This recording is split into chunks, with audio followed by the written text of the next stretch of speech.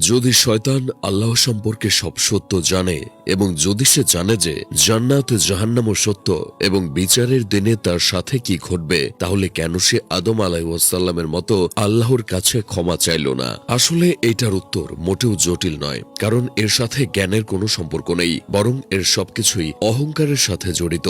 আসলে যখন আল্লাহ ফেরেশতা ও শয়তানকে আদমকে সেজদা করার আদেশ দিয়েছিলেন, তখন শয়তান তা অস্বীকার করে, কারণ সে বিশ্বাস করত যে সেই শ্রেষ্ঠ এবং ওই মুহূর্তে সে নিজের ভেতরে এক গভীর অহংবোধ পোষণ করেছিল। আর সেই সময় যে সে ভুল করেছিল তা শয়তান কখনোই স্বীকার করতে পারেনি। শয়তানের মতো আদম আলাইহিসসালামও ভুল করেছিলেন, কিন্তু তিনি তার ভুলের জন্য অনুতপ্ত হয়েছিলেন এবং নিজের দোষ স্বীকার করেছিলেন।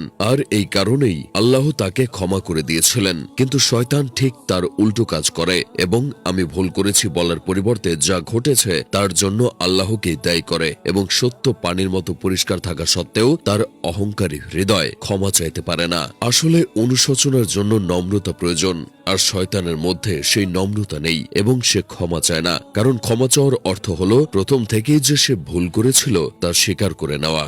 জান্নাত থেকে বিতাড়িত হওয়ার পর আল্লাহর পথে ফিরে আসার পরিবর্তে তার রাগ তাকে গ্রাস করে নেয় এবং সে মানুষকে বিভ্রান্ত করার পথ বেছে নেয়। সে শেষ বিচারের দিন পর্যন্ত আল্লাহর কাছে সময় চেয়ে নেয়, কিন্তু তা ক্ষমার জন্য নয়, বরং সে যে মানুষের চেয়ে শ্রেষ্ঠ তা প্রমাণ করার জন্য। তাছাড়া সে প্রমাণ করতে চায় যে মানুষ সম্মানের ও আল্লাহর রহমতের যোগ্য নয়। আর এটাই হলো এই গল্পের মূল বিষয়, যে জ্ঞান মানুষকে রক্ষা করে না, বরং নম্রতাই তাকে রক্ষা করে। আর শয়তান সব সত্য জানা সত্ত্বেও তার অহংকারী তাকে পতনের দিকে ঠেলে দিয়েছে।